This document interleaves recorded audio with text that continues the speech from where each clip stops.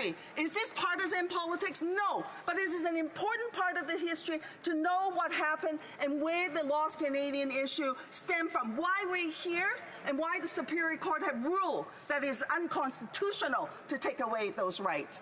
And I do want to remind, I want to remind members, first of all, the honourable member will have 16 minutes the next time this matter is before the House. I want to remind members that we are going into statements, and I would just ask members to please have conversations on the outside as opposed to on the inside during this process. The honourable member Kingston and the Islands. Thank you, Madam Speaker. I rise today to reflect on the end of an era for local television and radio in Kingston. CKWS turned global Kingston and their local radio stations have been more than just news outlets. They have been a trusted friend, a reliable source of information, and valued part of our daily lives. I want to say thank you to the dedicated professionals who have worked tirelessly to bring us the news, weather, and stories that matter the most. People like Bill Hutchins, Bill Wolichka, Julie Brown, Bill Hall, Doug Jeffries, and so many more. These are the trusted voices that have made a lasting impact. To all the reporters, anchors, producers, and behind-the-scenes staff, your commitment to excellence and your passion for journalism have enriched our lives in countless ways.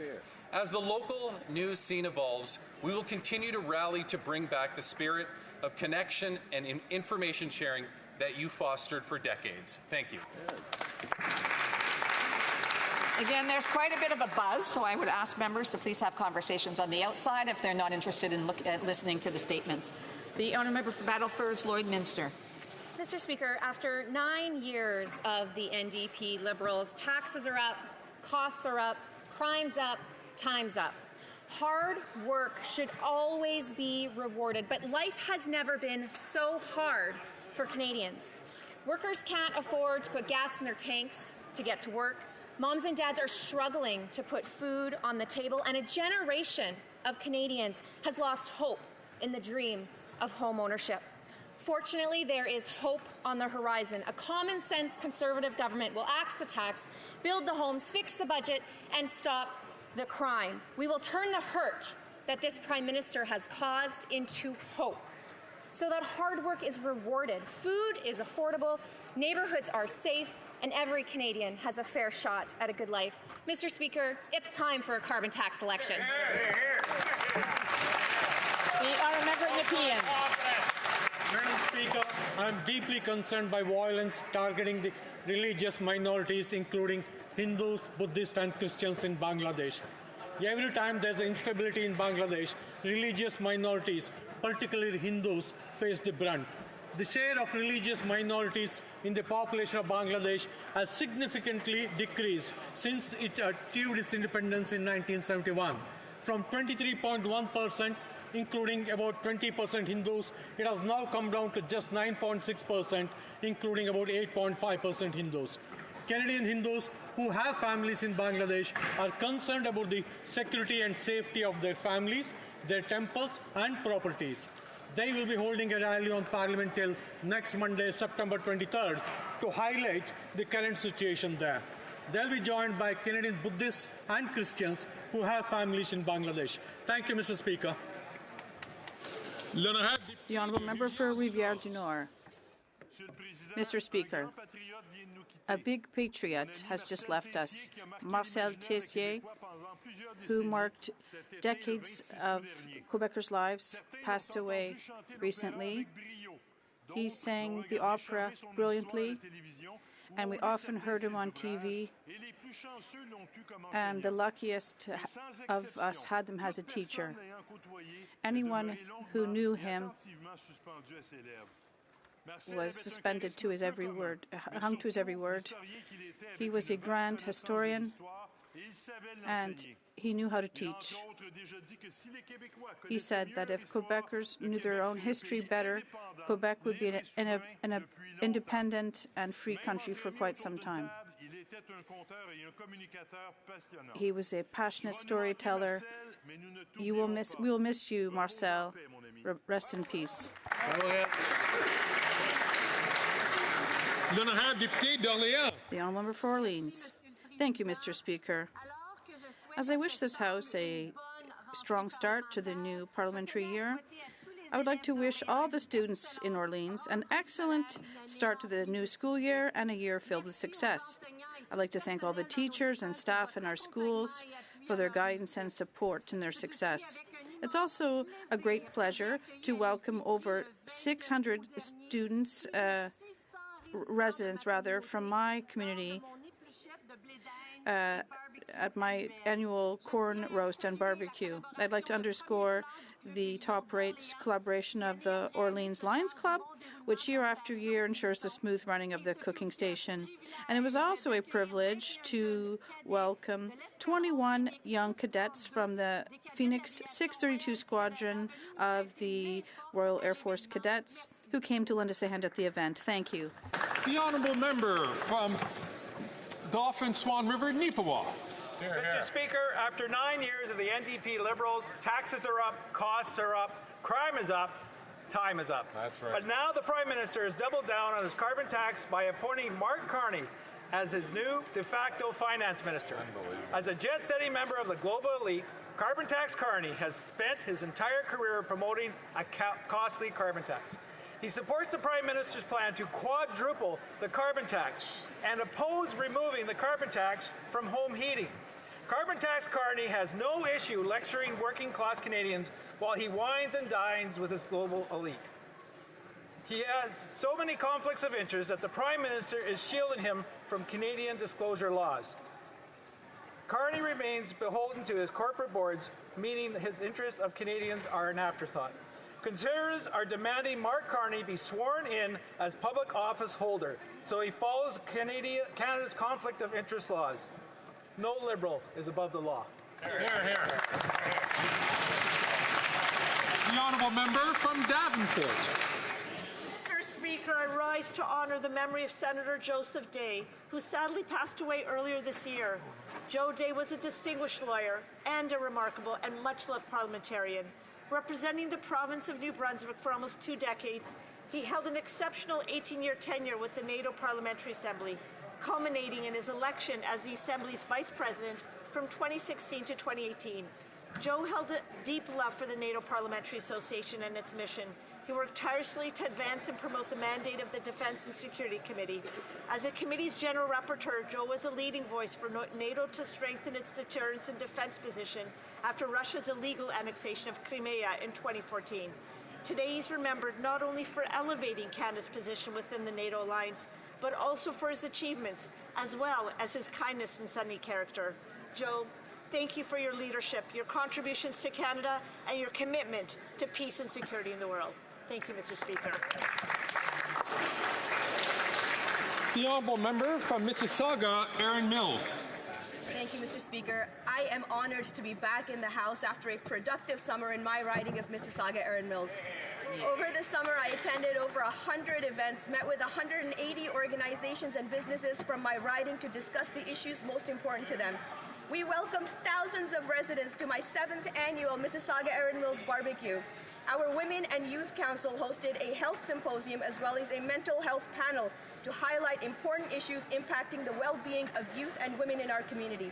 I met with hundreds of residents to talk about important issues such as housing and grocery prices. I hosted a roundtable discussion with Canadian Palestinians to listen and better understand their lived experiences with anti-Palestinian racism. Mr. Speaker, we have considerable work ahead of us on many important issues, and I'm looking forward to working with all members in this House to deliver for Canadians. Thank you.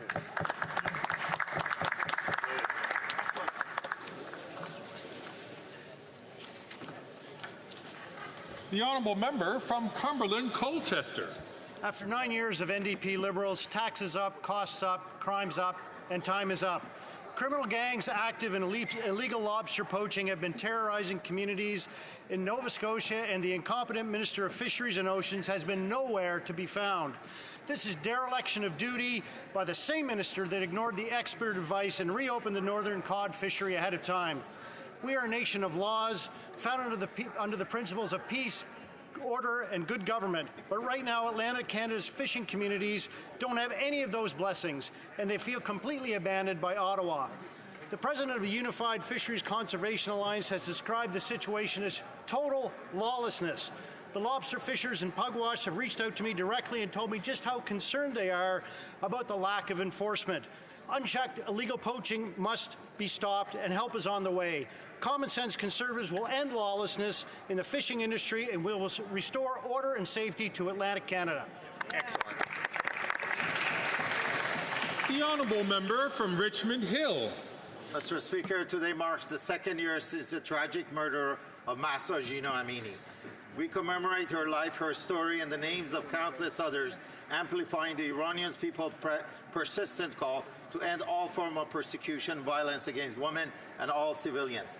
Canada stands with the Iranian protesting for a better future where human rights are respected. The concern must be addressed and their right to protest must be protected. Mr. Speaker, the fight for human rights and freedom, as well as for justice and accountability, has not stopped. That is why Canada has led the international effort to respond to the Iranian regime's actions, including listing the IRGC as a terrorist entity and recently changing the designation day of the Iranian regime to June 23, 2003, ensuring its senior officials are inadmissible to Canada. We'll never forget the story of Mahsa Jina Amini and those who lost their life fighting for women in Iran and around the world. Zan, Zindagi, Azadi, women, life, freedom. Thank you, Mr. Speaker. The honourable member for Montmagny, Lisley, Kamouraska, Rivière-du-Loup. Thank you, Mr. Speaker. 9 years of this Liberal government has meant 9 years of inflationary spending. 9 long years during which the Liberals, with the support of the Bloc, have made Quebecers pay dearly. You could even say that there's no Bloc Québécois party in Parliament, only the Bloc Liberal coalition. It was this Bloc Liberal coalition that voted for the largest expansion of the federal government ever recorded. The Bloc Liberal coalition that voted to swell Ottawa's bureaucracy with 100,000 more public servants. The Bloc Liberal coalition that voted for $500 billion in budgetary appropriations to expand the most centralizing and costly federal government in history. That's why we don't have a Bloc Québécois party, just a Bloc Liberal coalition, which uses Quebecers to waste and centralize their money here in Ottawa. The Bloc Liberal coalition is out of touch with Quebecers' daily lives. Besides, what's the Bloc for? Or rather, who does the Bloc serve? Quebecers or the Liberal Prime Minister? Fortunately, common sense Conservatives are hearing them loud and clear, and we're going to cut taxes, build the homes, fix the budget, and stop crime. Thank you, Mr. Speaker. The honourable member from Kildonan, St. Paul. After 9 years of the NDP Liberal government, taxes are up, costs are up, crime's up, and time's up, Mr. Speaker. The carbon tax has increased the cost of food, fuel, and home heating, and as a result, we're seeing record numbers of working Canadian families relying on food banks. And to make matters worse, the NDP Liberal government planned to quadruple the carbon tax, and they continue to vote for soft on crime policy. Since 2015, violent crime in Winnipeg is up 67%, car thefts up 63%, homicides up 100%, and gun crime up a whopping 177%, Mr. Speaker. Wow. This is the Liberal NDP record. Canadians struggling to afford food and crime and chaos in our streets. So today in Elmwood, Transcona, the choice for Winnipeggers is simple. A vote for the NDP is a vote for the Liberals and their soft on crime carbon tax agenda. Only a common sense Conservative government will axe the tax, build the homes, fix the budget, and stop the crime.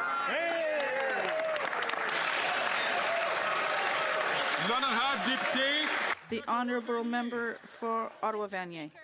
I rise today to honour Marlene Catterall, a trailblazing role model for Canadian women who served on Ottawa City Council and as Member of Parliament for 17 years. An accomplished parliamentarian, Marlene preferred to be known as a community activist. She fought for justice, lobbying for the release of constituent Maher Arar from Syrian prison. As Canada's first female chief government whip, she broke barriers in this chamber. Marlene negotiated the unanimous vote to establish the Women Are Persons Monument on Parliament Hill and received the Governor-General's Persons Award, Canada's highest honour for women. Committed to the Francophonie, she has served on the board of directors of the CMFO and the Maison de la Francophonie of Ottawa. In recognition of her commitment, she received the Laurier Prize for ACFO Francophile of the Year. She will be deeply missed by all who knew her. Thank you. The honourable member from Edmonton Strathcona. Mr. Speaker, New Democrats believe in taking care of each other. We believe that health care should be universally, accessibly, and publicly delivered. We believe that every Canadian should be able to afford a decent home and a fridge full of groceries. However, many Canadians are losing hope right now. New Democrats want to restore that hope and make life more affordable for everyone. But here's the truth. The Conservatives will steamroll the middle class if they are given the chance. When they were in power, they cut health care by more than $30 billion. Wait times ballooned and Canadians suffered. They cut pensions, forcing people to work longer and live on less in retirement. Conservatives have said that they will cut health care, dental care, pharmacare, child care, employment insurance. Even our Canadian pension plan is at risk, and all this to give a break to their corporate friends. NDP here in the House, we're here working for Canadians. The honourable member for Rivière-des-Mille. Mr. Speaker, so we can hear my statement, I would like the sound in the House to be lowered, please. Order, please. The honourable member for Rivière-des-Mille. Thank you, Mr. Speaker. Today, I would like to pay tribute to Benoit Roy, defender of Quebec and the French language, who was awarded the Chevalier de l'Ordre de la Pléiade of the Francophonie on 8th July. Benoit champions Quebec's sovereignty and the French language.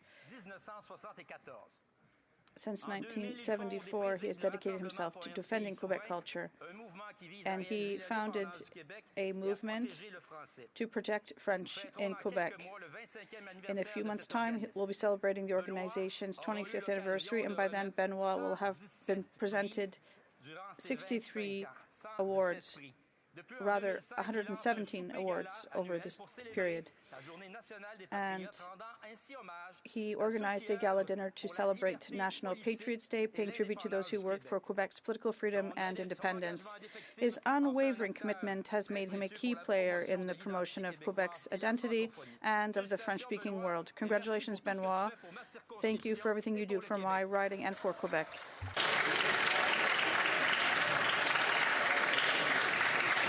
The honourable member from Battle Creek Crowfoot. Battle River Crowfoot, je m'excuse. Thank you. Taxes up, costs up, crimes up, times up. Mr. Speaker, over the summer I spoke to thousands of Canadians where I heard heartbreaking stories of how they are hurting after 9 years of the NDP Liberals. It was 2 years ago that the sellout and cowardly leader of the NDP signed on to a costly coalition with that Liberal Prime Minister. But a couple of weeks ago, he tried to convince people that he had a spine, and with much bravado, he tore up the agreement. But following his media stunt, he refuses to state whether the NDP will vote to force a carbon tax election. The sellout NDP leader didn't get the bump in the polls he was hoping for, I guess, and went on to even suggest that after voting for the carbon tax 24 times, he has somehow found the light and now will oppose it, but with a caveat. Details to come after he qualifies for his pension. Canadians need a carbon tax election now to decide between a costly coalition of the NDP Liberals or common sense Conservatives who will axe the tax, build the homes, fix the budget, and stop the crime.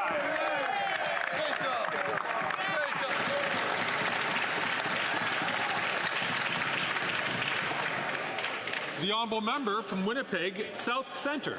Mr. Speaker, recently Manitobans were shocked and saddened by the sudden passing of Assembly of Manitoba Chiefs Grand Chief Cathy Merrick. Grand Chief Merrick was more than a leader. She was a beacon of strength, wisdom, and compassion. Her dedication to the AMC was not merely a role she undertook, but a calling she embraced with unwavering commitment.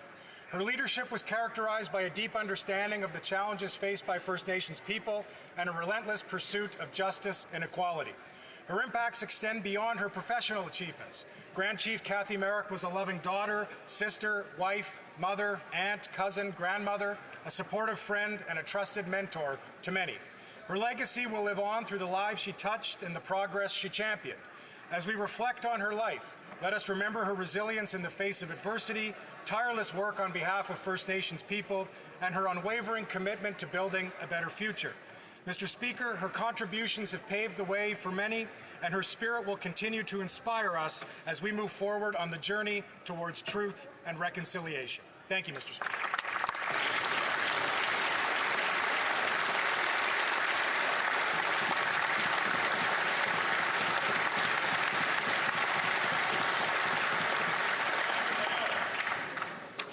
Colleagues, I know you're looking forward to this.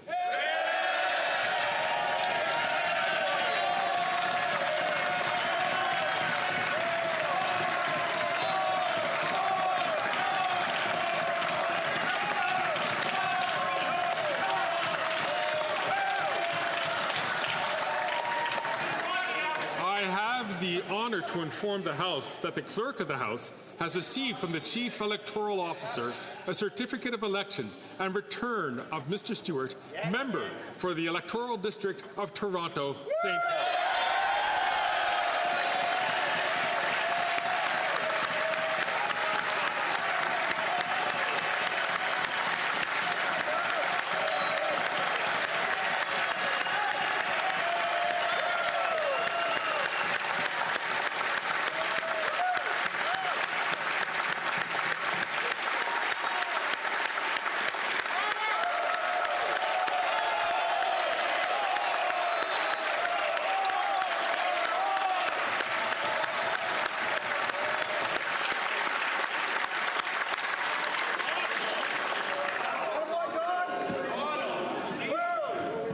Mr. Speaker, it is an honor to present to you Don Stewart, the member for the Electoral District of Toronto St. Paul's. He has taken the oath, signed the roll, and now claims the right to take his seat. Let the honourable member take his seat.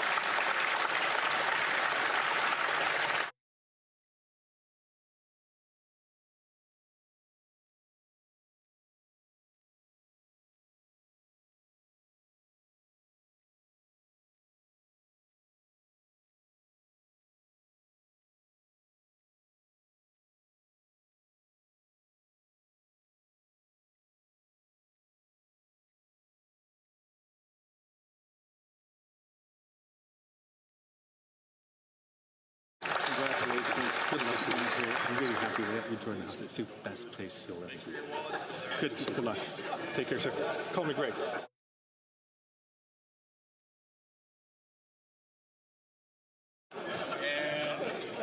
Questions orales. Oral questions. Lanahab. The Honourable Leader of the Opposition.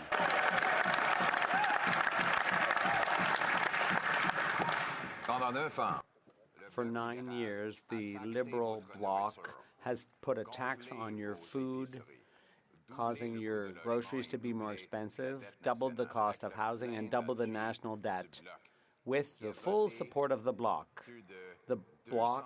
has voted over 200 times to keep this party and this government in power. And now they want to increase your taxes even more. Isn't it time for you to have the chance to choose a new common sense government that will cut taxes, build housing, fix the budget, and stop crime? The Right Honourable Prime Minister. Mr. Speaker, if the opposition leader had spent any time speaking to Canadians this summer, he would realize that Canadians want solutions.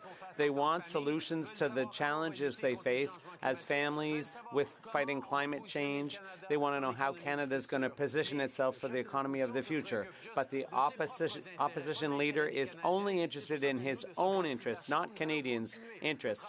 Meanwhile, we on the other side of the House here will continue to work to deliver the goods to Canadians to build a stronger economy for all. The Honourable Leader of the Opposition. Mr. Speaker, what Quebecers see is the biggest expansion of the federal government in Canadian history, a centralizing government and a costly one at that. And all this with the full support of the Bloc, which has voted some 200 times for inflationary spending, centralizing spending, and bureaucracy, which totals $500 billion. Mr. Speaker, Quebecers have the right to have a common-sense government that will cut taxes, build housing, fix the budget, and stop crime now. The Right Honourable Prime Minister. What we're doing, Mr. Speaker, when we announced in Quebec a significant investment in Telesat to create good jobs in Quebec, which will have an impact on productivity and national security in Canada and all around the world, the Conservative response was to call their friend Elon Musk to say, no, you can't send those jobs here to Canada. Instead, you should be giving your money to American billionaires. We find that completely far-fetched. We are here to invest in Quebecers for the future. The Honourable Leader of the Opposition. After 9 years of NDP Liberals, taxes up, costs up, crimes up, time's up. And now he wants a 300% carbon tax hike, all the way up to 61 cents a litre. Why not let Canadians choose a common-sense Conservative government that will axe the tax, build the homes, fix the budget, and stop the crime now? The Right Honourable Prime Minister. If the opposition had spent any time listening to Canadians over the summer, he would have heard that they need solutions. They need answers to the challenges they're facing. That's not what he's offering. Indeed, he doesn't care about Canadians. He just cares about himself and his own political interests. We're going to keep focused on doing the things that he refuses to do, whether it's him voting against dental care, whether it's him voting against child care, whether it's him voting against a national school food program. We're going to still deliver the things that matter to Canadians, like food in kids' bellies, child care spaces, and supports for seniors to go to the dentist, many of them first time in years. The Honourable Leader of the Opposition. Children are hungrier than ever after 9 years of the NDP Liberals. In fact, 25% of them are not getting enough food, and we now know why. A carbon tax fraud has been perpetrated by this NDP Liberal Prime Minister, who kept secret Environment Canada documents that showed that the carbon tax was blowing a $25 billion hole in our economy. Our economy per capita is smaller today than it was 10 years ago, during which time the American economy has grown by 19%. Instead of a reckless plan to hike the tax to 61 cents a litre, why not allow Canadians to vote to axe the tax? The Right Honourable Prime Minister. Here's a news flash for the Conservative leader. Climate change costs money. And what would cost the most money to Canadians at all is his do-nothing climate plan. News flash. When the Toronto subway gets flooded, it costs money. News flash. When forest fires hit communities across this country, it costs Canadians money to rebuild. When you have droughts that hit farmers and agriculturists across this country, it costs money. What doesn't cost money is putting money in 8 out of 10 of the money of Canadians' pockets with the Canada Carbon Rebate to support their families and fight climate change. The Honourable Leader of the Opposition. Mr. Speaker, the Prime Minister just proved my point.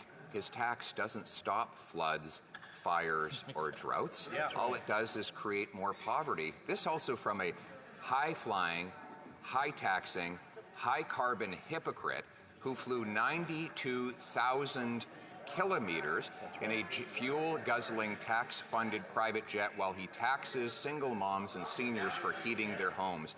Now, carbon tax Carney wants him to put the tax back on home heating oil. Will he reject carbon tax Carney and instead allow Canadians to choose to axe the tax? Just want to remind all members, and to do so early, to be very mindful of their language that they use in referring to other members in this House. The Right Honourable Prime Minister. Mr. Speaker, the Conservative leader doesn't believe in climate change, and that's why he has a do-nothing plan to fight climate change. It would cost Canadians money and challenge the future we're building for our kids. Our plan, with the Canada Carbon Rebate, puts more dollars in 8 out of 10 Canadians' pockets right across the country, supports the middle class and people working hard to join it, while delivering the kinds of investments that are going to grow our economy and reduce emissions at the same time. This is a responsible climate plan that fights climate change and supports Canadians. He wants to do nothing. He wants to hurt Canadians.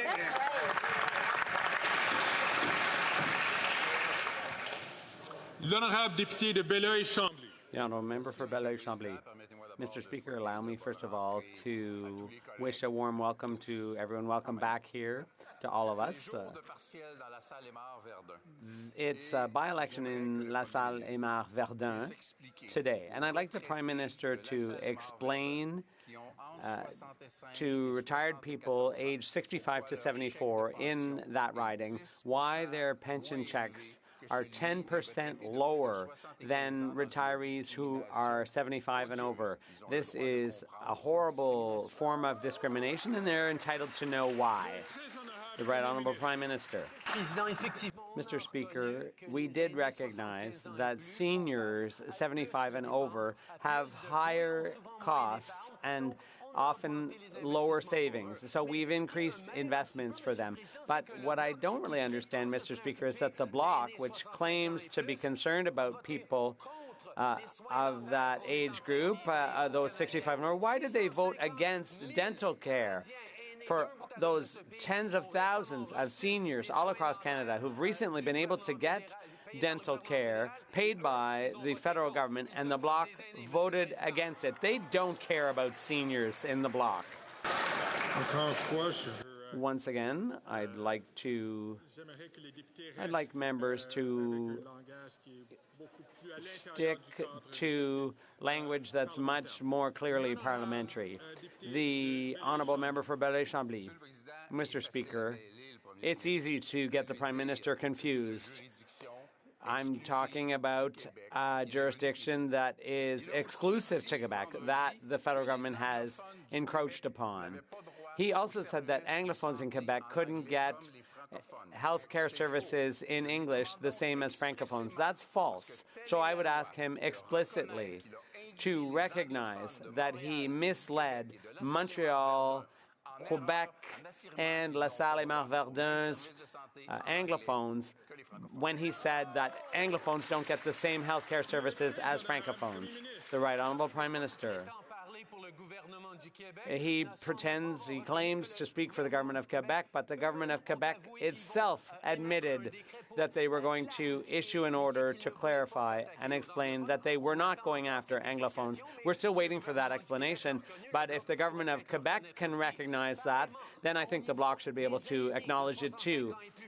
So for seniors over 65 who got dental care, thanks to us, they don't care about them. They just want their jurisdiction, but we're providing something that Quebec was not providing, and so the federal government stepped up and paid for that so that those seniors could get dental care that their own government, provincial government, wasn't providing them, and the Bloc voted against that.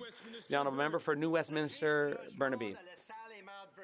The housing crisis in La Salle Aymar Verdun, like everywhere else in Quebec, continues to worsen under the Liberals. Hundreds of people are now homeless. This is the direct result of the Liberals and Conservatives making rules so rich investors get richer while tenants pay more. Together, the Liberals and Conservatives have lost over 1 million affordable housing units.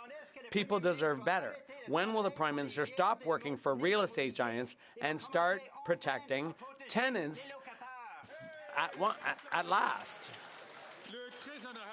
The Right Honourable Prime Minister.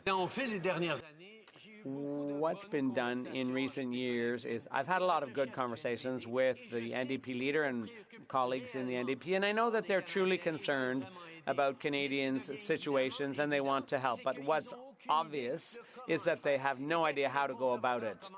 And as soon as the Conservatives attack them a little bit, they hide and run.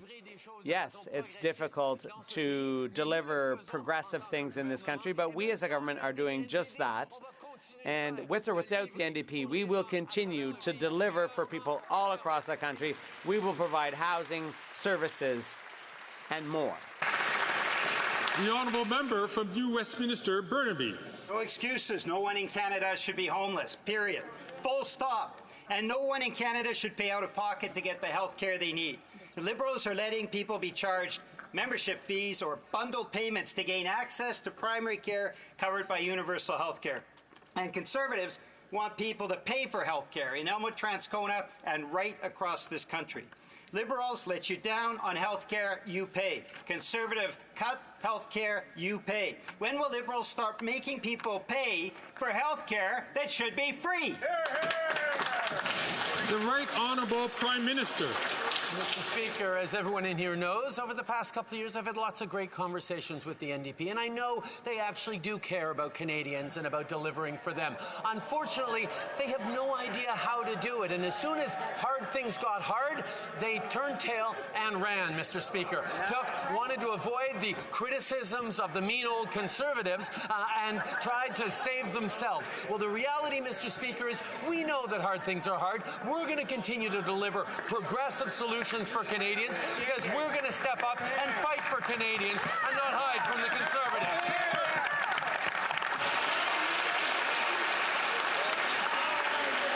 The honourable member from Thornhill. The Prime Minister gave the Finance Minister a real vote of confidence last week as he outsourced the job that she was supposed to have been doing for 4 years and gave it to a man who's not even in the Liberal caucus. First, the Prime Minister tried to fire her in the newspaper, and now she's being shoved aside for Carbon Tax Carney, a man focused on his own profits and his own corporate interests, who was brought in to serve as the de facto Finance Minister. She's lost her job responsibilities. She's lost her credibility. How long will the Phantom Finance Minister endure this humiliation? The Honourable Deputy Prime Minister and Minister of Finance. Mr. Speaker, I am not going anywhere.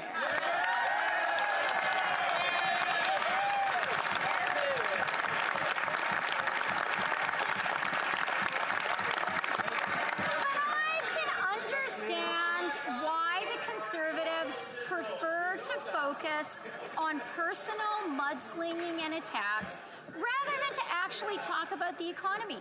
They don't want to talk about inflation because it's been down in the target range for 7 months in a row. They don't want to talk about interest rates down 3 times in a row.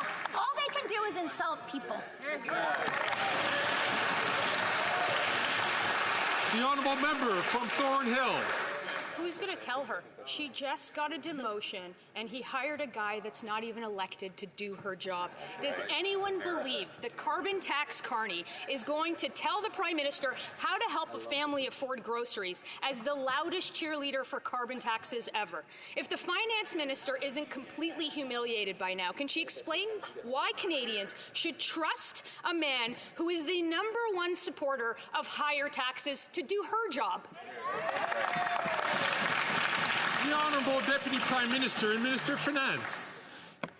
Mr. Speaker, we are seeing more clearly than ever that the only thing the Conservatives know how to do is to level personal attacks and personal denigration.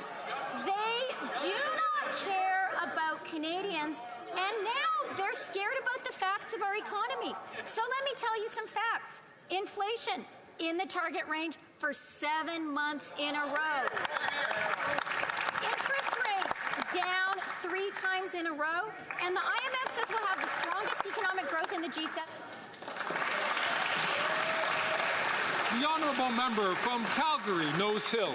This summer, after he argued that Atlantic Canadian home heating oil should be carbon taxed, Carbon tax-loving Mark Carney spent a lovely summer of whimsy having champers at the Royal Box at Wimbledon and rubbing shoulders at a swish cocktail party with a wealthy CEO who yesterday, coincidentally, got millions of dollars of tax dollars. This is not someone who's in touch with the struggle of average Canadians, but neither is the Prime Minister. Did he push aside his now phantom female cabinet minister because carbon tax-loving Mark Carney could get him into fancier parties than she can? The Honourable Leader of the Government in the House. Thank you, Mr. Speaker. Look, I first want to begin by saying it's great to be back in this place. I really did miss most people on this side. I can't say that I missed all of you that much, but I did miss you a little bit. But what I do want to say is that it's just typical from the Conservatives that when they have an eminent Canadian, someone who has given so much to this country, who doesn't agree with their economic vision or their vision at all in Canada, they attack them. Mr. Speaker, we need to be better than this. We need to support Canadians and be grateful when they put forward for public service. Thank you, Mr. Speaker. The Honourable Member from Calgary, Nose Hill. They're not even letting her answer the question anymore. At a time when so many people are struggling to make ends meet and pleading for someone to fix the budget, I'm struggling to find a reason why the Prime Minister would put an out-of-touch elitist, active archpriest of carbon price profiteering who has massive conflicts of interest in charge of the federal budget while shunting aside his female cabinet minister. What a feminist. Why does the now phantom finance minister have to get approval for Canada's fall economic statement from carbon tax, conflict of interest, Mark Carney? The Honourable Deputy Prime Minister and Minister of Finance. Mr. Speaker, I'm actually really glad to welcome back to the QP roster the member for Calgary Nose Hill. We haven't heard her raising her voice for a while. Mr. Speaker, I'm not going anywhere, but I am not surprised to see the Conservatives continue cartoonish personal attacks. And that is because they're afraid to reveal to Canadians their plan for austerity and cuts, because they know that's not what Canadians want. The Honourable Member from Peterborough, Kawartha. Mr. Speaker, we have two sources saying the view of some senior officials within the PMO, including Chief of Staff Katie Telford, that the phantom finance minister has been ineffective in selling the government's economic policies. So, it's curious because we have a fake feminist prime minister who says he's all for women. Taxes are up, costs are up, the economy's in the toilet, and this carbon tax Mark Carney is now going to quadruple the carbon tax on all home heating across Canada. So why is this phantom finance minister okay with being publicly humiliated by this fake feminist prime minister? The Honourable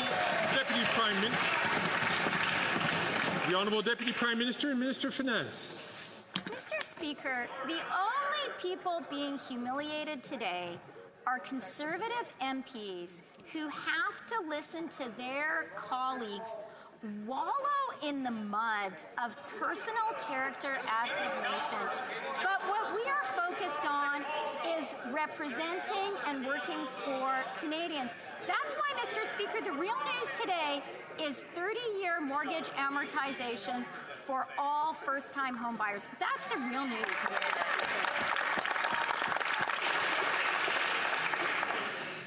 The Honourable Member from Peterborough, Kawartha.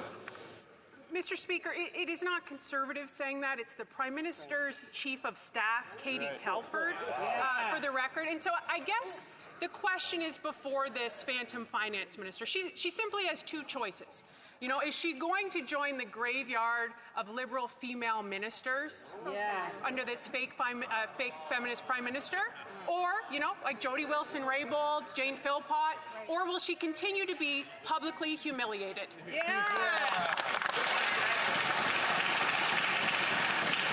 The Honourable Deputy Prime Minister and Minister of Finance. Mr. Speaker, what we are seeing today is the Conservatives running away from the reality about the Canadian economy. They are running away from the fact that inflation is in the Bank of Canada's target range for 7 months in a row. They are running away from interest rates down 3 times in a row, the first time in the G7, and wages outpacing inflation for 18 months. The only thing the Conservatives know how to do is traffic in cheap insults. Canadians are a lot better than that. L'honorable député de Shefford. The honourable member for Shefford. Mr. Speaker, there's a lot of talk these days about elections. Some are doing their calculations, but for the Bloc, it's simple. Our confidence is in Quebecers, not the Liberals, not the Conservatives, Quebecers. And Quebecers are telling us they're concerned about the cost of living and seniors' standard of living. That's why our priority is to increase old age security for people aged 65 to 74. They're being unfairly discriminated against, and it's got to stop. It's as simple as that. Will the government listen to this simple request from Quebecers? The Honourable Minister. Mr. Speaker, the next time the Bloc supports seniors will be the first time in the history of this Parliament. Let's look at the facts. When we restored the retirement age to 65, what did the Bloc do? They voted against. When we increased the GIS, helping millions, thousands of seniors in Quebec, the Bloc voted against that too. And when we provided dental care to seniors, the Bloc voted against that too. They're doing nothing for seniors. The honourable member for Shefford. The Bloc's request is simple. Our bill, C-319, would increase the OAS for 65 to 74-year-olds by 10%. It's so simple and so sensible that in committee, all parties supported our bill. All that's missing is the government's support. So since all parties agreed to increase OAS for 65 to 75-year-olds by 10%, will the government do the only right thing and give C-319 a royal recommendation? The Honourable Minister of Labour. Mr. Speaker, I'd like to welcome the Bloc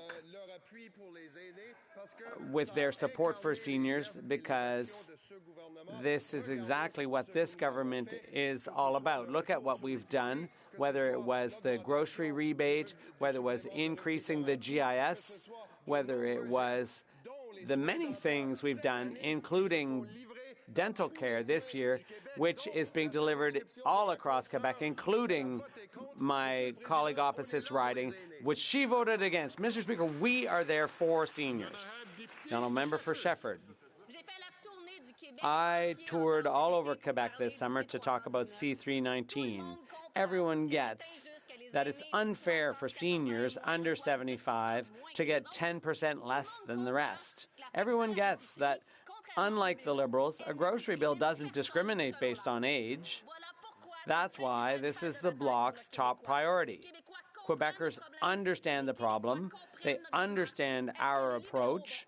Will the Liberals finally get it too and give C-319 a royal recommendation? The Honourable Minister of Labour.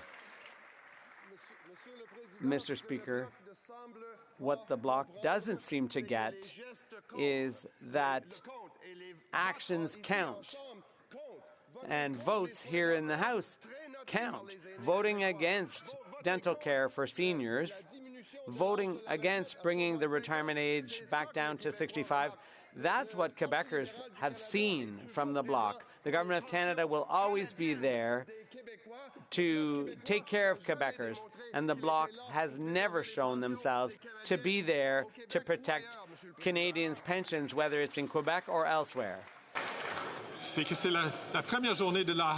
This is our first day back, but I'd like everyone to remain polite. The honourable member for Charlebourg-Haut-Saint-Charles. Mr. Speaker, the Bloc voted for the largest expansion of the federal government ever. more spending than ever, more public servants than ever, more scandals than ever, with Quebecers' money. How did the Prime Minister convince the Bloc to support the most expensive and centralizing government in Canadian history? The Honourable Deputy Prime Minister and Minister of Finance. Mr. Speaker, our government is proudly progressive. Our government is proud of our action on the climate. We're proud of our support for child care, and our government is very proud of our support for families. And Mr. Speaker, we know that those progressive values are the same values that Quebecers hold dear. And that is why we are supporting Quebec. We're supporting them when it comes to the climate, to childcare, and we're proud to be doing it here too. The Honourable Member for Charlebourg, Haute-Saint-Charles. The Bloc claims to defend Quebecers' interests. Is it in Quebecers' interest to support the most expensive government in Canadian history? Is it in Quebecers' interest to raise their taxes, to strengthen the federal government, which is constantly encroaching on Quebec's jurisdiction? It's clear the Bloc is only defending the Prime Minister's interests. What did the Prime Minister offer the Bloc leader to get him to agree to support this centralizing government? The Honourable Minister of Fisheries and Oceans. Mr. Speaker, look at the Conservatives. They have no shame in claiming that they want to march towards prosperity when all they can do is take the path of austerity. Canadians know that all the Conservatives can do is chop, chop, chop, Mr. Speaker. They cut investments for ports, for small craft. They made cuts to science, to families, to child care services. They cut for dental care. And that is the path the Conservatives will take, the path to austerity. The Honourable Member for Beauce. Mr. Speaker, one coalition appears to have ended, but another remains, the Bloc Liberal coalition, responsible for $500 billion in inflationary centralizing spending. Under this coalition, the public service grew by more than 100,000 public servants. That's the most expensive government in Canadian history. But wait times and service standards have never been worse. My constituents and staff in Beauce have to wait hours to get answers. What did the Prime Minister promise the Bloc leader to keep him in power? The most expensive and centralizing government in Canadian history. The Honourable Minister of Canadian Heritage. Thank you, Mr. Speaker. This summer I had the opportunity to speak to many of my colleagues in the Liberal caucus who met in my riding, and we talked about the cuts the Conservatives made when they were in power. So I took them to the experimental farm because they don't believe in science, so they made cuts to agricultural research. I took them to show a cultural centre that we built because all they did was make cuts to culture. Quebecers remember that when the Conservatives were in office, all they could do is make cuts. Thank you, Mr. Speaker. The Honourable Member from Nanaimo, Ladysmith. Mr. Speaker, because of Liberal inaction, people in Nanaimo Ladysmith are forced to cut back on groceries to keep up with rising prices. Meanwhile, the Conservatives continue to pad their pockets with donations from the same CEOs who are gouging Canadians. Over the summer, people shared with me that they are exhausted and just aren't able to make ends meet. Why are the Liberals taking a page out of the Conservative playbook by putting corporate greed ahead of everyday people?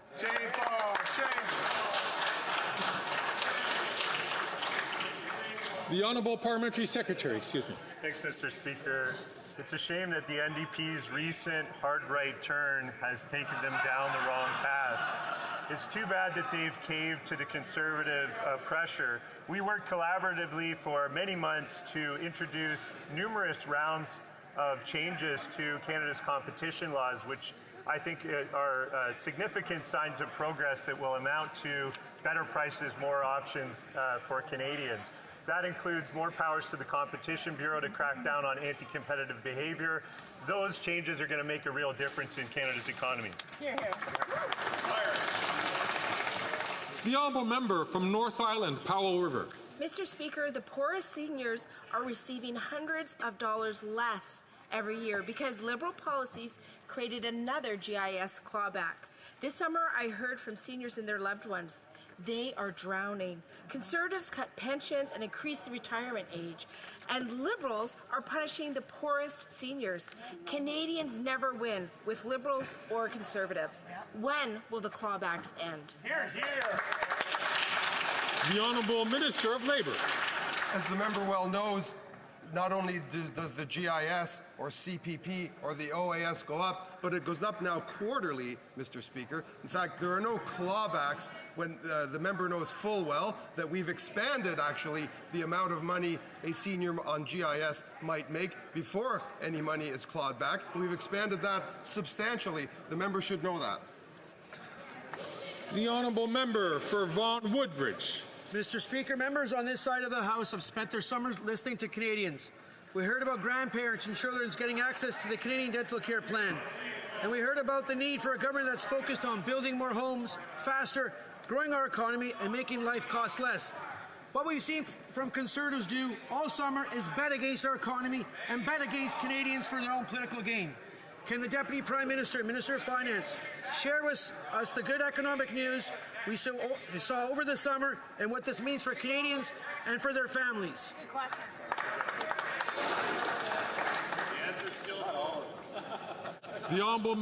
The Honourable Deputy Prime Minister and Minister of Finance. Mr. Speaker, I would like to thank my colleague for his excellent question and for his very hard work.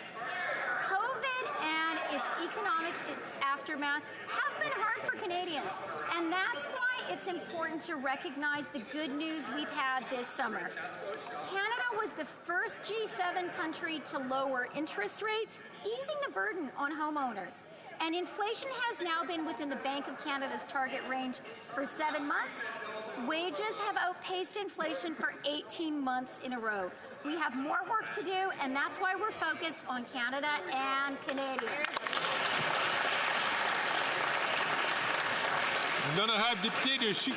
The Honourable Member for Chicoutimi-Le-Fjord. Mr. Speaker, I've been to Sacré-Cœur several times to meet the Boisacco Forestry Company.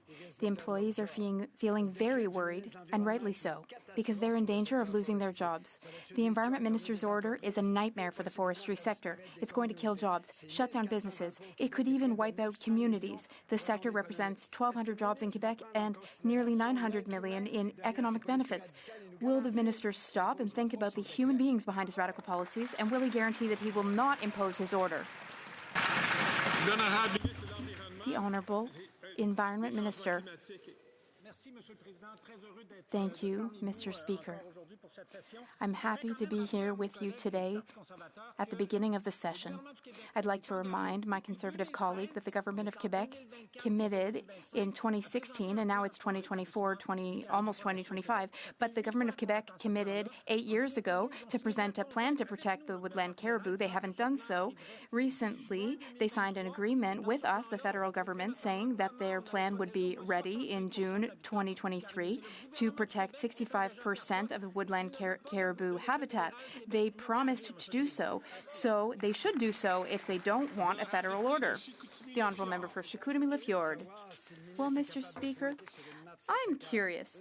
I'm wondering, can the minister even point to Sacré-Cœur on a map? Inflation, cost of living, interest rates, life is hard enough as it is. Now the Liberals, they just have to add another layer of stress. The Bloc Québécois supports them, and the only way to get rid of this tired old government is to replace it with a Conservative government. The Bloc voted with the Liberals 188 times to keep the Liberals in power. Will the Bloc Liberal coalition leave forestry workers alone once and for all?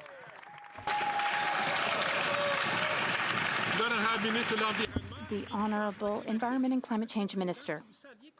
Mr. Speaker, if only you knew how many times this summer I met with Quebecers. They find this ridiculous. It's ridiculous to talk about a Bloc Liberal coalition. Now, we work well with the Bloc Québécois, but there is no coalition. Quebecers find that really far out. The Conservatives do not care at all about protecting the environment. That's apparent.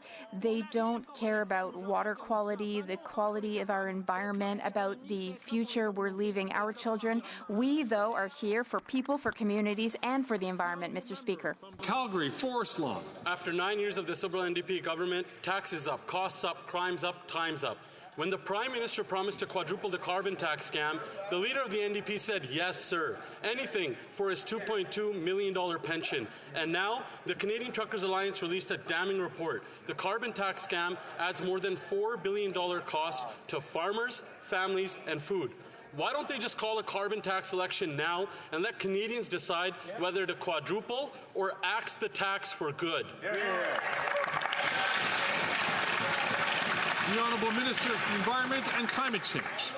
Newsflash, Mr. Speaker. We had a carbon tax election in 2021, and the Conservative Party had a platform where they said they would put in place carbon pricing in this country.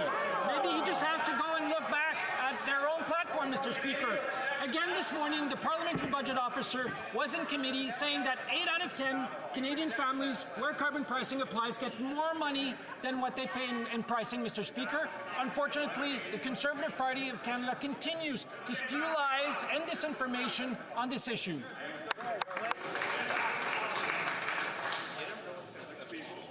The Honourable Member from Calgary, Forest Lawn. The PBO proved that orange jumpsuit, handcuff-wearing minister is lying when he said that more Canadians pay into this.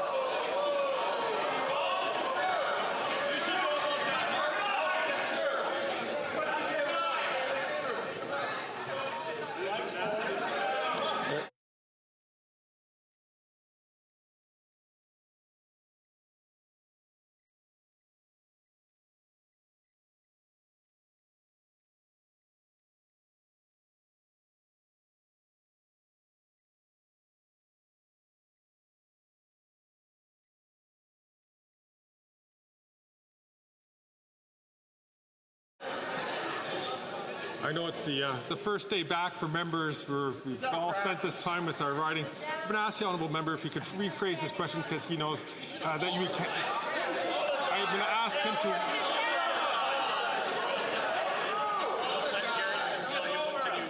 I am going to ask the Honourable Member to rephrase his question to not use language which is normally considered unparliamentary. The Honourable Member from Calgary, Forest Lawn, from the top. What this orange jumpsuit wearing, handcuff loving minister doesn't understand is that the PBO proved Canadians pay more into this scam than what they get back. And it's done nothing to stop a single forest fire or flood. It's a scam and nothing else. And the leader of the NDP continues to prop this carbon tax scam up so he can get his $2.2 million pension. That's why he voted in favor of it 24 times. Call a carbon tax election now so Canadians can axe the tax and kick this carbon tax costly coalition to the curb.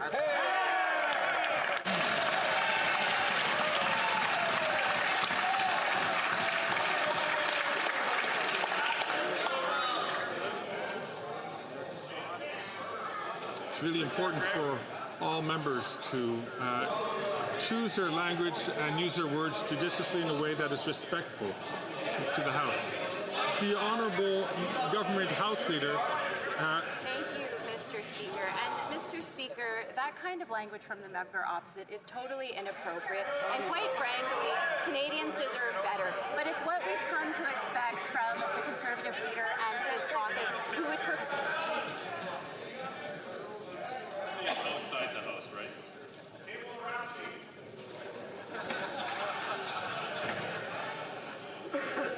Colleagues, I could not hear the Honourable Minister give her response. It's difficult for me to hear that so that I can make sure that the language is correct. The Honourable Leader of the Government in the House, please, from the top. Thank you, Mr. Speaker. Mr. Speaker, the language from the member opposite was completely inappropriate, and quite frankly, Canadians deserve better. But unfortunately, that's what we've come to expect from the Conservative members and their leader. And the reason why they're focusing on the price on pollution is because they want to distract Canadians from the real agenda, where they cut pensions for seniors, they cut childcare for families, they cut and defund the CBC at a time of increased disinformation. Mr. Speaker, they want to hide their real agenda from Canadians because they know that they won't like it. But, Mr. Speaker, they need to be under that scrutiny and they need to be honest with Canadians. Thank you, Mr. Speaker.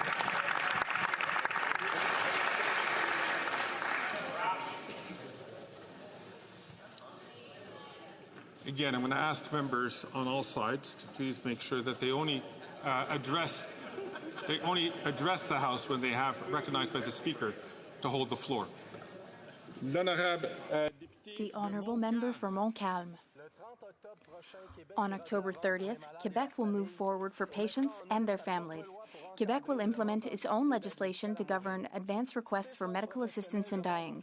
6 professional orders are calling on the federal government to align the criminal code with Quebec's legislation. Allow me to quote the Collège des médecins. We deplore the fact that the federal government has not agreed to amend the criminal code to authorize this approach, which is well regulated and on which a broad consensus exists in Quebec. Will the Justice Minister finally listen to patients, doctors, and science and amend the criminal code? The Honourable Minister of Health. Thank you, Mr. Speaker. This is a very sensitive topic. We need to take the right amount of time. We need to study the legal implications of this matter. We also need the time to have a national, countrywide conversation. I need to discuss this with all of my provincial and territorial counterparts. We all need to discuss this and reflect because there will be many consequences, but I look forward to continuing to discuss and work with the colleague across the way. The Honourable Member for Montcalm. Yes, but since February 2023, the minister has been repeating that he's consulting the provinces, that he's thinking things over, that advance requests are complicated. While he was dithering, though, Quebecers are for it. 97% of Quebecers support this, and Quebec has passed its own legislation. Patients want it implemented, and doctors want to be able to practice with complete peace of mind.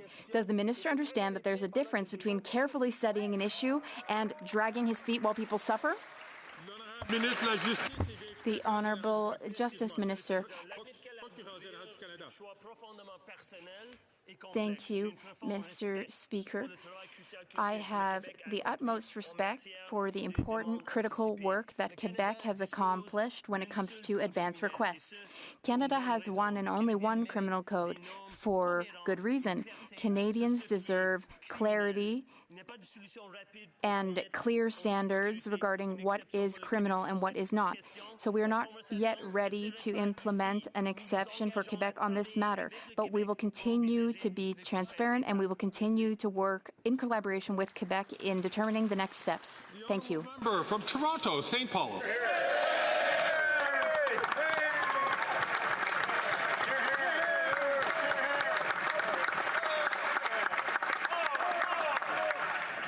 Mr. Speaker, after 9 years of the NDP Liberals, taxes are up, costs are up, crime is up, time's up. Just last week, we heard 1 million people in Ontario were accessing food banks.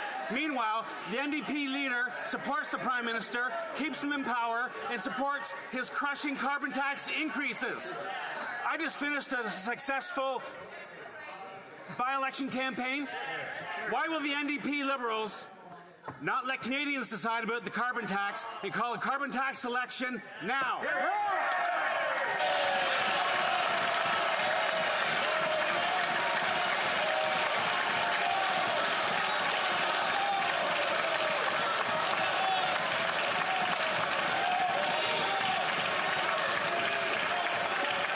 The Honourable Leader of the Government in the House of Commons. Thank you, Mr. Speaker. Mr. Speaker, I'd like to welcome my new colleague to this place. It's important, of course, to always be open and transparent with Canadians, and what we see is someone else who knows how to repeat 3-word slogans as opposed to being able to deliver for Canadians. Mr. Speaker, what the members opposite are doing are trying to evade what they actually plan to deliver for Canadians. So I hope that the member opposite can be more honest and transparent with Canadians moving forward. Thank you, Mr. Speaker. That's a good hope. The Honourable Member from Brantford, Brent. Mr. Speaker, after 9 years of NDP Liberals, taxes are up, costs are up, crime is up, and now time is up. Canadians are feeling more unsafe than ever. Violent crime up 50%, sex assaults up 75%, car theft 46%, and shockingly violent gun crime over 100%. Will the Liberals finally join Conservatives in protecting Canadians and demanding jail, not bail, for repeat violent offenders?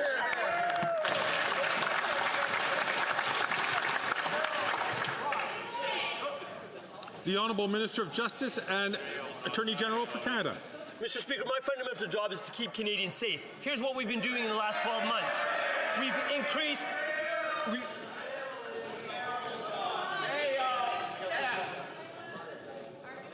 Colleagues, I would appreciate being able to hear the Honourable member's response. The Honourable Minister of Justice and Attorney General for Canada, from the top, please.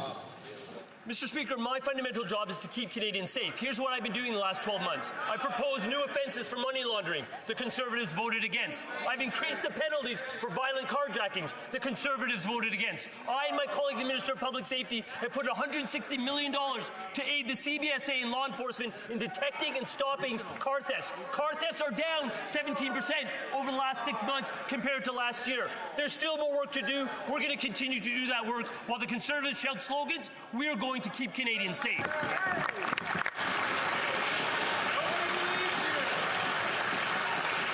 The Honourable Member from Brantford Brant. Simple fact is criminals have nothing to fear under the NDP Liberal legislation. Bill C-48 has done nothing to stop the crime in our communities. Instead of listening to premiers and law enforcement who have called for bail reform, the Justice Minister pretends that C-48 is a success. Mr. Speaker, it's an abject failure. When will the minister stop protecting criminals, start standing up for victims by reversing their catch and release policies? The Honourable Minister of Justice and Attorney General. Mr. Speaker, I spent the summer listening to victims, and what they talk to me about is intelligent policies and approaches to crime. What we did is pass in this chamber, thankfully with unanimous support, bail reform. The job is now on the provinces to ensure that that bail reform bears fruit. What am I talking about, Mr. Speaker? The people that decide bail decisions are justices of the peace and primarily provincial court judges appointed at the provincial level. The people that appeal bail decisions, such as my colleague in his former capacity, are provincial crown attorneys. We're under the direction of provincial premiers and provincial attorneys general. When there's not enough jail space to keep people in jail who don't deserve bail, that's a provincial responsibility.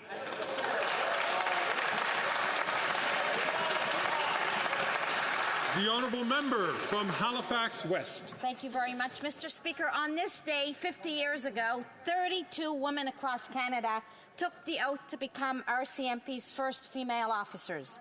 Wow. They became known as Troop 17. Today, we celebrate them and all women who have taken the oath since, who selflessly serve in the RCMP to keep Canadians safe. Can the Minister of Public Safety update this House on the efforts made to encourage more women to follow in their footsteps and join the RCMP? Amazing. The Honourable Minister for Public Safety. Mr. Speaker, 50 years ago, 32 brave women took the oath to become the first female RCMP officers. Despite facing challenges and discrimination throughout their careers, the women of Troop 17 persevered and have inspired thousands of women to proudly serve in the RCMP. Today, more than 1/5 of the RCMP regular members are women, and the RCMP continues its effort to recruit even more women to join the force. I know all colleagues will join me in celebrating the women of Troop 17 and all those who proudly serve in the RCMP today. Well done.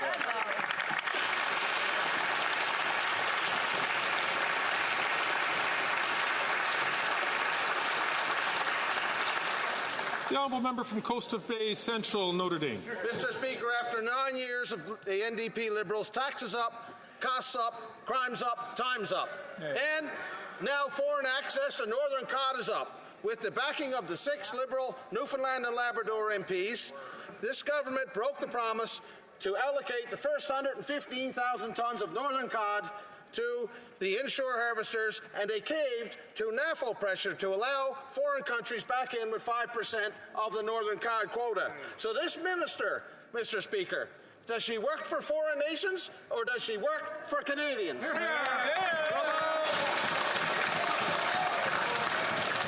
The Honourable Minister of Fisheries and Oceans. Thank you, Mr. Speaker. Our government is aware of the cultural, economic, and historic importance of cod for the people of Newfoundland and Labrador. That's why, after 30 years of closure, announced new modern fishing, which will lead to significant windfall for Newfoundland and Labrador, all while leading to well-paying jobs. Our government is committed towards sustainable, prosperous fishing that will support the generations of today and tomorrow, Mr. Speaker. The honourable member from New Brunswick Southwest. Mr. Speaker, after 9 years of NDP Liberals, taxes up, costs up, crimes up, and time's up for this atrocious Liberal fisheries minister. She has failed to protect one of Atlantic Canada's most important industry, the lobster fishery. In my riding, there are no DFO enforcement officers along the Canada-U.S. border. Poachers from Maine are illegally fishing lobsters in our waters. They are stealing Canada's natural resources. 60 New Brunswick fishing boats held a peaceful protest Saturday, calling on the minister to enforce the law and protect Canadian sovereignty. Will she do her job, or will the Prime Minister fire her?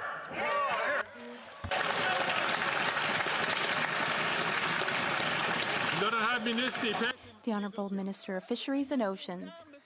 Thank you, Mr. Speaker. Mr. Speaker, our DFO officers do a very difficult job. They do it every day. But the opposition keeps saying that there's no enforcement on our waters. Well, that is completely false. And moreover, Mr. Speaker, it's irresponsible. This work is ongoing. The honourable member from New Brunswick Southwest had the opportunity to ask his question. I'm going to ask him to please hold his comments and let the minister respond to his question. And I'm certain he has an opportunity to ask questions again on the same issue. The Honourable Minister of Fisheries and Oceans, and with 12 seconds remaining. Thank you, Mr. Speaker. If he can shout, I can shout. We are deploying the necessary additional resources in order to protect our oceans and our resources, Mr. Speaker. The honourable member from South Shore, St. Margaret's. After 9 years of NDP Liberals, taxes, costs, and crime are up, and fisheries officers are refusing to patrol the Maritimes because these Liberals will not let them enforce the law. Poachers are attacking with shotguns and knives. Meanwhile, Liberal Fisheries Minister number 6 lives in denial, refusing to listen to the union. 20,000 pounds of lobster a day are poached through the Saulnier Wharf alone. Americans are fishing in Canadian waters. Will the Prime Minister listen to fishermen for a change, call an election so Conservatives can fix the fishery?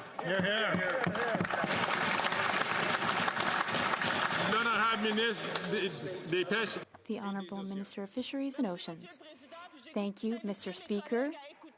Well, I encourage my colleagues to listen to the English interpretation of what I'm about to say in French, Mr. Speaker. What's being suggested is totally false. DFO enforcement agents are doing their job, Mr. Speaker. And on this side of the House, we're not putting on a show. We're working because this is an important matter. This pertains to safety, the safety of our waters and on our waters, and what he's suggesting is totally irresponsible. We will continue to do the necessary work in the right way. Thank you, Mr. Speaker. Again, I'll ask members who ask questions to please ask their question and then listen to the response and then take up the question again when their turn has been offered. The honourable member from Richmond Centre. Thank you, Mr. Speaker. This summer, I was pleased to join the Minister of Health to sign 2 new healthcare agreements with British Columbia.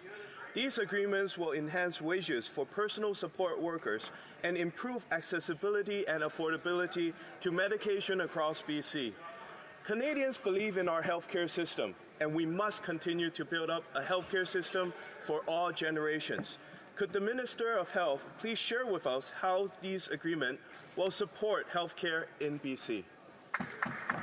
The Honourable Minister of Health. Well, thank you very much, Mr. Speaker, and I thank the member for Richmond Centre for his advocacy in health and to make sure that we have the greatest health system in the world. And, you know, we're seeing that unfold in British Columbia with an agreement that's going to make sure that healthcare assistants, what some call personal support workers, are getting a fair wage, making sure that we work in partnership, that the people who keep our hospitals and our long-term care facilities and assisted care facilities going, as well as an essential provincial agreement on pharmacare, making sure that every person in British Columbia has access to the contraceptives they need, has access to the diabetes medication they need, and yes, to menopause hormone treatment, Mr. Speaker. These are huge things for our health system.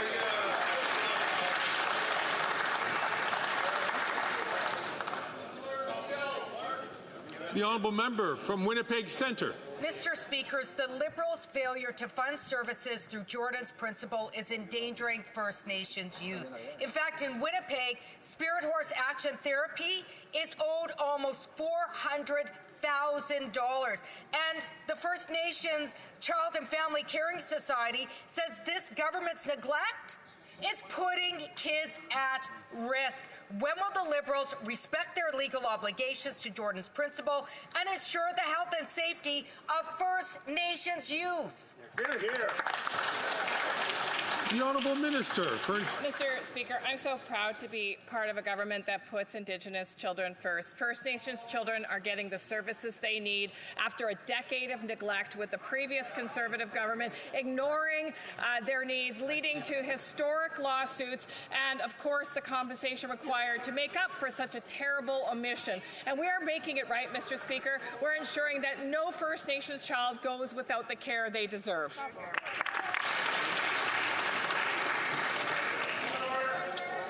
It's question period.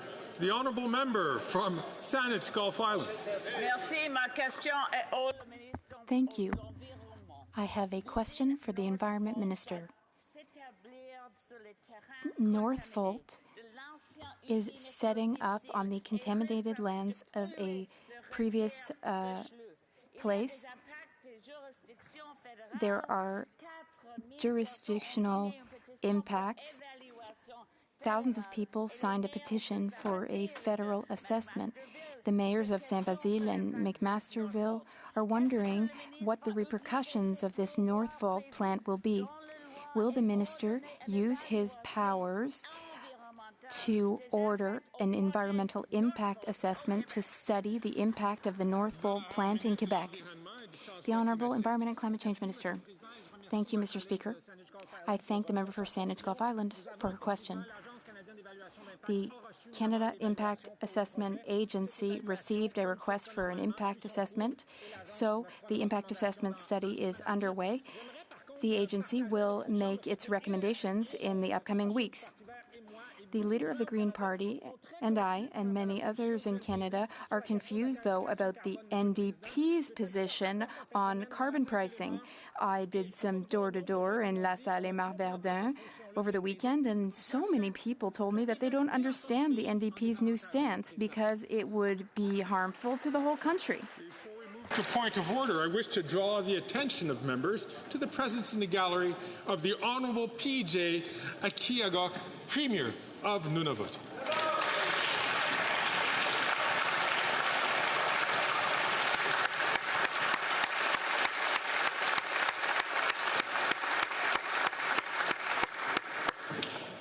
I see the honourable member from Calgary Nose Hill is rising on a point of order. Yes, if you seek, you'll find unanimous consent to table this picture of the Minister of the Environment wearing an orange jumpsuit and handcuffs.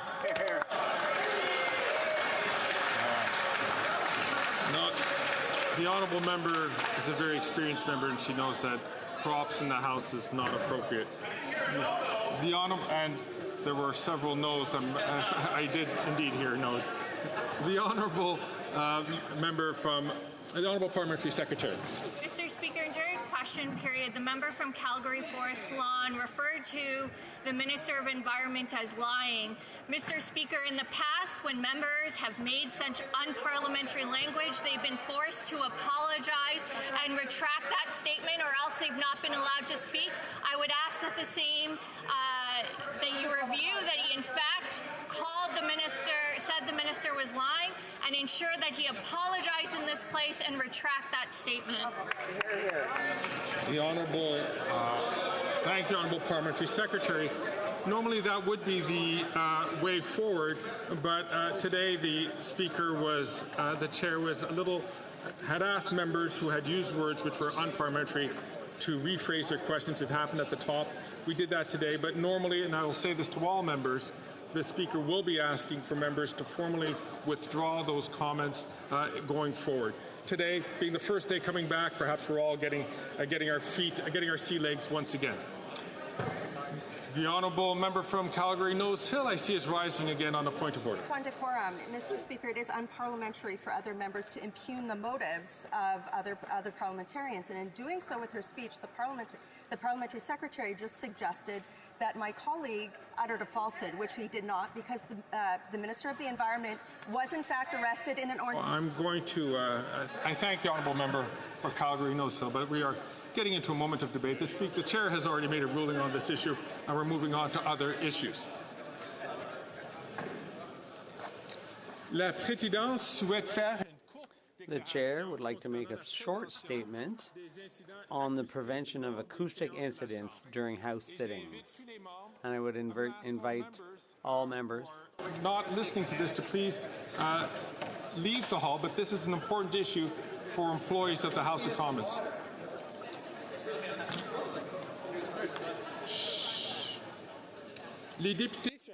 Members will recall that on June 10th, the House had to suspend its proceedings following an acoustic incident. The suspension was necessary to ensure a safe environment for everyone, in particular the interpreters assigned to that sitting. For a number of months, the House administration has been actively working, along with its partners, to find solutions to further minimize the risk of acoustic incidents. Earlier today, members received a communiqué by email with information on new prevention measures and a reminder about a few best practices. In summary, members should pay close attention to their microphone at all times. In practice, this means that members must refrain from getting too close to microphones or placing items near them. It goes without saying that earpieces must never be placed near a microphone. Le niveau de son Loud sounds near a microphone pose a risk. Therefore, members are asked to pay particular attention to the sound level of their earpieces, especially when their earpieces are not in use. I would also ask members to please place their earpiece in the location marked on their desk or inside them if they are not wearing it on their ear. Members should also put their earpiece away inside their desk when they leave the chamber.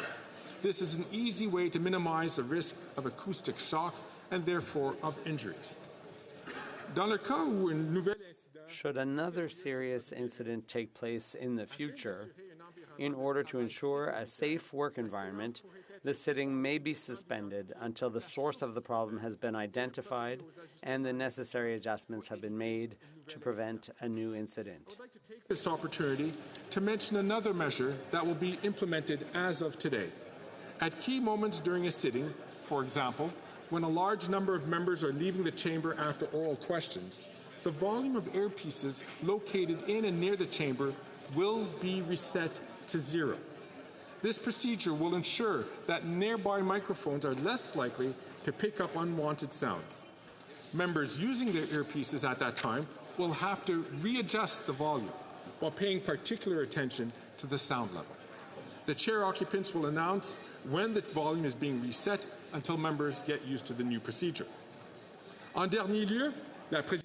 Lastly, the chair wishes to confirm that the House administration will continue to support members with special needs or who require auditory accommodations for House sittings.